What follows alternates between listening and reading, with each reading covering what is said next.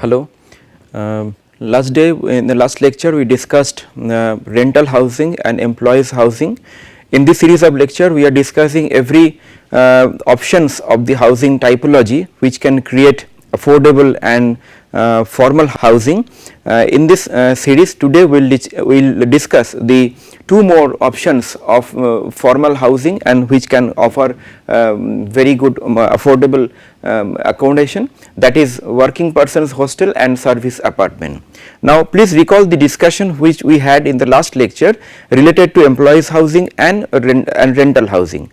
We had the discussion that in rental housing and employees housing it is for the short duration, and to create community, to have the community in a better and to reduce the travel time between your work and home, this kind of housing options are encouraged. Now this rental housing and employees housing both are basically considered in terms of for the most of the family. So whenever a family comes from one city to another city for the transfer of the job or for any other purpose, so for the or maybe for the new job, so the employers can provide them the housing like apartments or any accommodation in the city. So those kind of accommodation is possible for the family. Similarly, for the rental housing can be created from the private side also, and it can address the future formation of the slums and squatter by delivering many numbers and many varieties of the rental housing, starting from very small to medium and to large. Like there could be rental housing like one room unit, like one room kitchen and toilet units.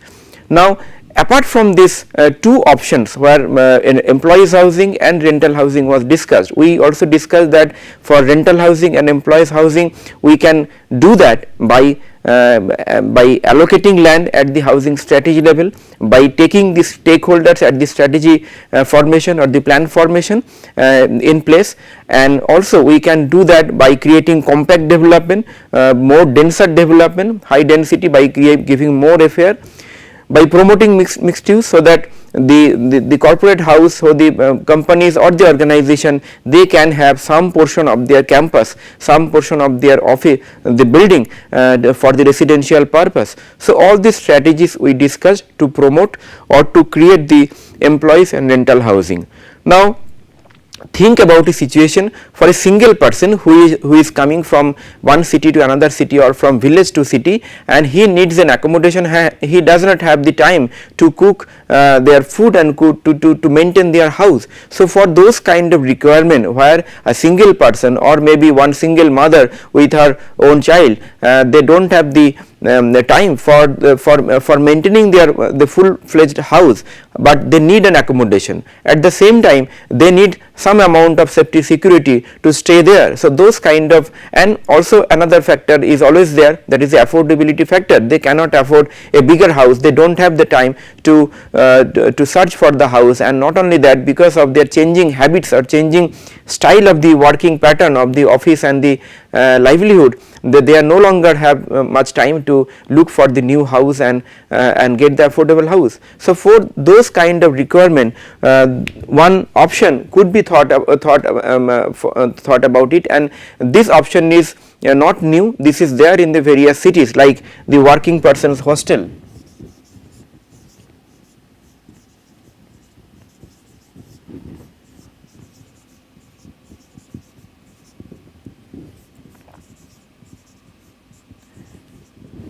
In this option basically you are having accommodation, only room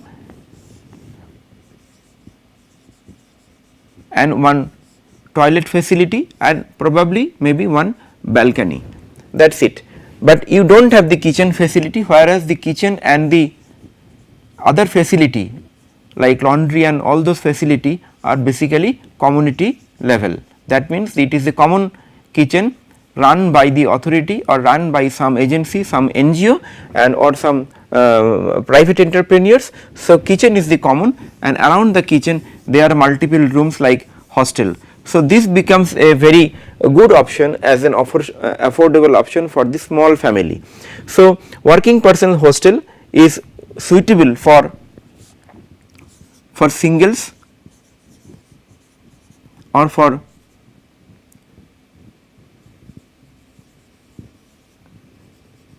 single mother or parents, it could be suitable for short duration, short to medium duration up to say 5 year, and it can also suitable for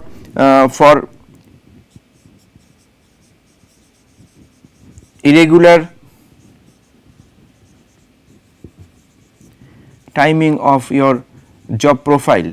For example, those who work in a BPO or those who work in a 24/7 kind of schedule in an office, they do not have time to maintain their own kitchen or their laundry service. So, for those kind of irregular timing of the job profile, they can have the working persons hostel, and also it is provide a affordable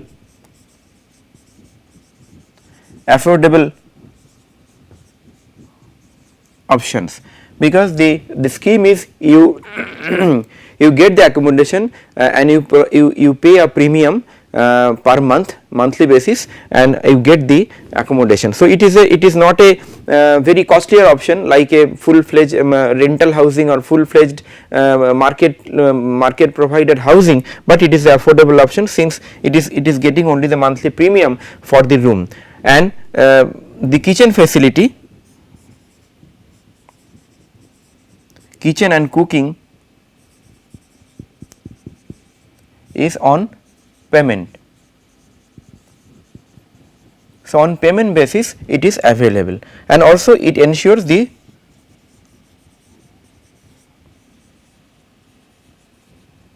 safety and security. So, for those kind of purposes, the working persons hostel is a very nice option which can be run by a simple family also, because we have known the term like paying guest in the bigger city, but the paying guest,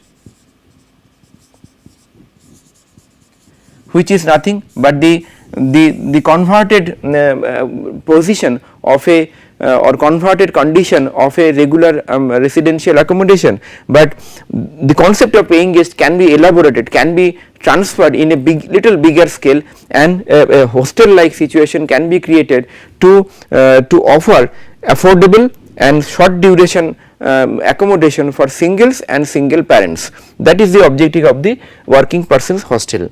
Now, another options are available at the cities, that is service apartment.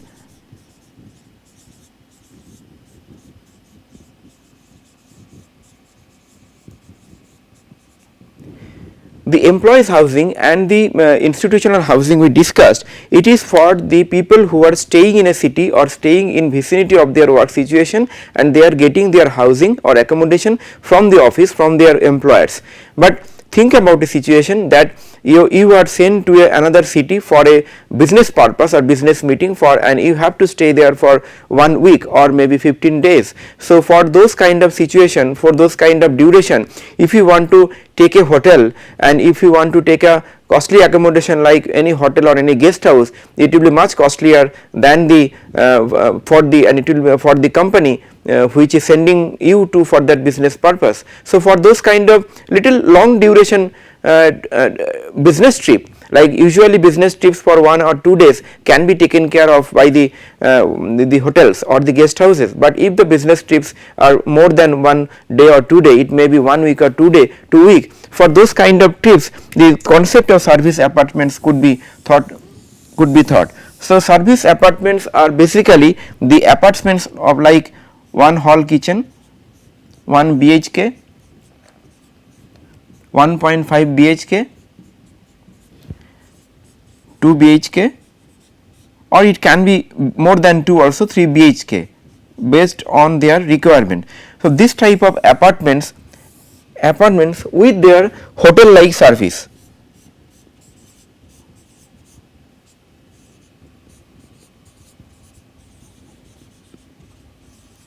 For example, the restaurant, the food facility, the laundry facility, the security, safety, the cooking, ventilation and the heating, ventilation and the cooling of the whole apartments, all these services are available in the service apartment. But only difference between a service apartments and the hotel is that a hotel runs on a commercial basis, per day basis, and the service apartment runs on a minimum week duration basis. So and another thing is that the corporate offices and the companies, they can hire the service apartment for like say in a lease period of say 1 year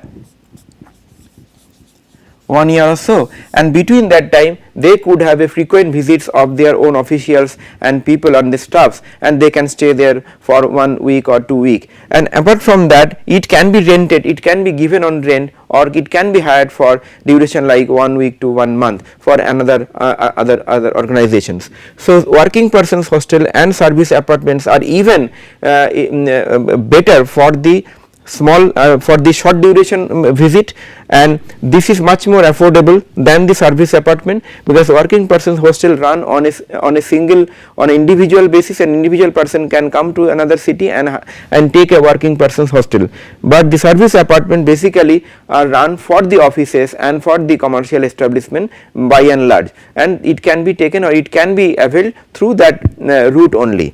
Now let us see some of the other salient points, how we can strategize and how we can promote this or plan for these two kinds of housing typology. The firstly, the working persons hostel is basically single or small family who cannot afford regular rental apartments and house, that we have already discussed. So it is for only small family like single person or single parents, and it is required for small to medium duration, 1 month to 1 year. It can be up to 5 years in some cases, so that can be a very good option for those kind of requirement.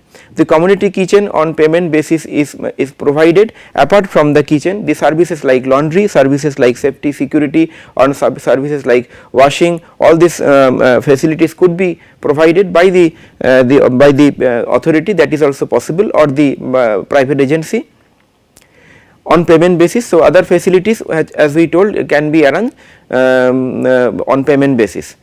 This is one of the affordable options for working women and other persons accommodation. So working persons hostel can create accommodation for working women's accommodation, because usually working women, when they shift from one city to another city, they may not get, or the bachelors, they may not get the accommodation in normal rental housing route, they don't get the rental housing. So this could be a very good option, because here it is made for the working persons, people who are coming from one city to another city for short or medium duration.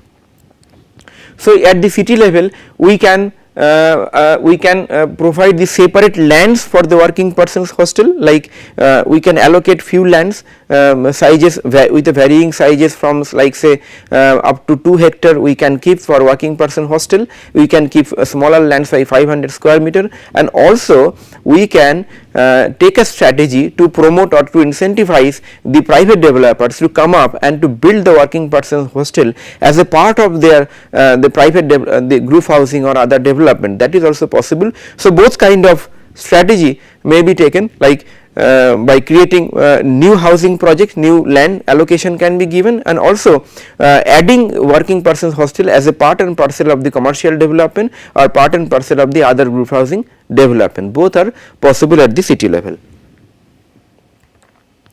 Now let us see the salient features of the serviced apartment. So serviced apartment basically suitable for office accommodation for short duration. Office accommodation is suitable for the people who are coming for the business trips and will be staying there for 1 week or 2 weeks or so, and it is better for those kind of trips, and it is affordable in comparison to the hotel facility, but it is not that much cheaper like a working person's hostel. And working person hostels are given for 1 year or so, I mean for regular staying and for regular residential accommodation, but it is not a regular residential accommodation. It gives you short period accommodation or short period stay service with some additional services. So it is a small to medium apartments which can be 1 BHK, we discussed 1 BHK, 1.5 BHK or 2 BHK with hotel like facilities. it is the relatively costlier than the hostels. Hostels are much more affordable, like in today's time you can have the hostel in bigger cities like 2000 3000 rupees per month you can have the hostel, but whereas the service apartment will cost you like say 10,000 per week, but the hotel will the similar service to get the similar service in a hotel will cost like 5,000 or 6,000 per day. So you can see that where hotel is a commercial establishment and it is much more costlier, service apartment is in between, and the working persons hostels are much more affordable for the single persons. And here better service and maintenance required, because service apartments they take little more premium, little more cost from the people who are taking on lease than the working persons hostel. That is why service apartments expects more service and maintenance and mechanism in place, so that the better service, hotel like service and maintenance are ensured. And it is mostly located near the commercial and business areas. Now, number of service apartments is not very huge like rental housing or employees housing, because service apartments are hired on lease basis by the companies. So, it is possible that that in a city, it is a central business area. In the last discussion we discussed that if this is the CBD area where basically you are having your office accommodation. So, in this location only service apartment could be accommodated, whereas for the rental housing, employees housing, we can create different kind of land in between the central business district and the periphery. There could be various land for rental housing, but here the service apartment could be accommodated in the central business district area, because it will ensure more business time for the people who are traveling for the business purpose, and also it will enhance some amount of mixed land use in the commercial area, and which will create a vibrant lively environment even in the business area. So, that is the advantage of having the service apartments within the business district. And service apartments are provided on the lease basis, like as I told, 1 year or 2 year it can be given to the lease basis to the to bigger corporates, but apart from the lease a small company, small corporate office or small organization, they can hire from the market the service apartments as well for short duration like 1 month or 15 days or 1 week. So, these are salient features of the service apartment. So, usually for the service apartments we do not provide a separate dedicated land, but yes, we promote mixed use, we promote compact development in a business district area, so that the commercial offices, corporate offices who are coming there, who are developing their office, they can have their service apartments for their business trips, for facilitating their accommodation of the officials and on the officers, that is possible. But usually we do not provide the service apartment as a separate housing typology in residential area. So, the difference between the service apartments and the working persons hostels are both are providing residential facility, where the hostel is giving the permanent residential facility for a specific duration of 1 year, 2 year or 3 year or 5 year, but the service apartments are giving residential facility on a temporary basis when a person is coming for a business trip or any other trip for short duration. Second is that service apartments is having essentially hotel like services and amenities, but not pricing like a hotel room, but it is much more affordable than a hotel, whereas in the hostels only the common kitchen and the cooking and the mess facility is available, but it is much more affordable than the service apartment. So, service apartments, where the service apartments is meant for the business person and the officials, and the working persons hostels are meant and developed for the people who are coming to the other city and staying there for longer duration, and they cannot afford the other rental housing and the market provided group housing. So, those kind of purpose the working person hostel can be developed. one of the issues in the working persons hostel and service apartments are the especially for the working persons hostel is the poor quality of their structural quality, maintenance quality. So, it can be augmented, it can be taken care of by making a mechanism of maintenance and repair and providing better service on payment basis that can be worked out by various agencies. The city authorities, the urban local bodies, they can take action, they can promote, they can encourage the people who are organizing or who are basically giving the facility of the working persons hostel, so that they can provide better facility and maintenance for the people. Those kind of strategies can be taken at the local level definitely. So, with this we conclude that the working persons hostel and service apartments both are very important option for very short period to medium period by the people and by the corporate people for the business purpose that is possible inside the city. Now, I have not shown any specific example. I request you that you please go to the websites and see the various examples are available and see what kind of examples and possibilities are there, starting from their location, land value, their pricing mechanism, their design and their problems and issues. So, that you can at least understand that how it is look like and how it can offer a viable option and viable affordable housing option for the people. So, with this we are concluding the formal housing part. Maybe in the end when we will be summarizing the planning of the housing, we will be touching few more options, but next day in the next lecture we will discuss the basically the informal housing.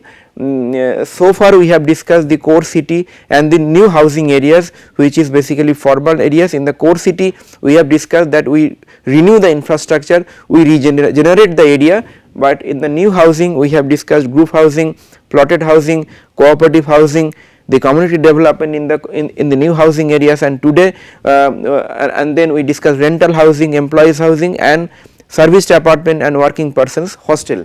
So, next day we will discuss that informal housing, the housing which is generated through the informal mechanism, who does not have the formal transaction like say any formal housing we discussed. So, those kind of housing we see as in terms of urban village, in terms of slums, quarter and the unauthorized colonies. So, what type of planning and strategy can be taken, what kind of schemes can be interlinked with this kind of informal housing, what kind of planning strategies and the concepts we can undertake, approach we can take for those kind of planning, that we will discuss in the next class. So, thank you for today.